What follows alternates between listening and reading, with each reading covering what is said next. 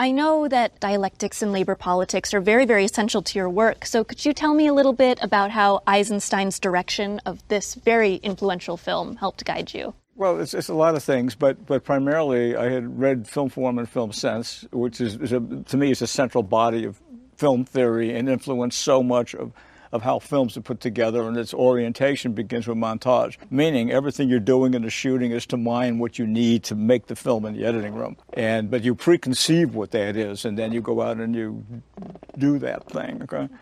But the notion of something moving through time for 2 hours and the collision of the different components that you're orchestrating, to me, is what cinema is, and very much a dialectic. When I look at the scene, I start with the approach of, well, drama's conflict. Where is the conflict?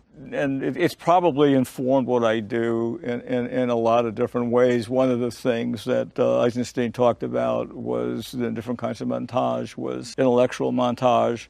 They started building the kind of dialectics that also, show up in Baroque music, whether you're talking about Bach or maybe even earlier Thomas Tallis. I mean, if you think about the relationship of the dynamic forces that are in Heat, it's a very good example, because you are emotionally invested in Neil McCauley, the Robert De Niro character. You are equally 100% invested in Vincent Hanna, the Al Pacino character. And when you're with Neil McCauley, you want him to break free, to escape, to have a life with Amy Brenneman. And when you're with Al, you want him to get Neil McCauley and to succeed. And both of those and there's an inevitable vectoring into a conclusion, which is exactly a Hegelian kind of dialectic. And they collide, and you're able to maintain multiple sets of reactions, and it endures. And that, I think, is one of the reasons why interest in the film has sustained, because it doesn't wrap itself up neatly and become fast food. Having those multiple layers of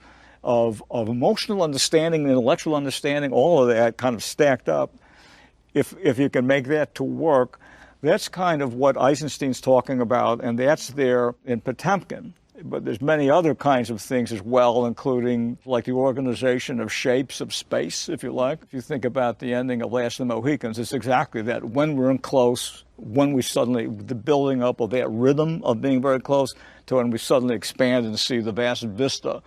That's all designed. None of that's by accident or sitting around saying, oh, here's these shots in the editing room, how shall I put them together?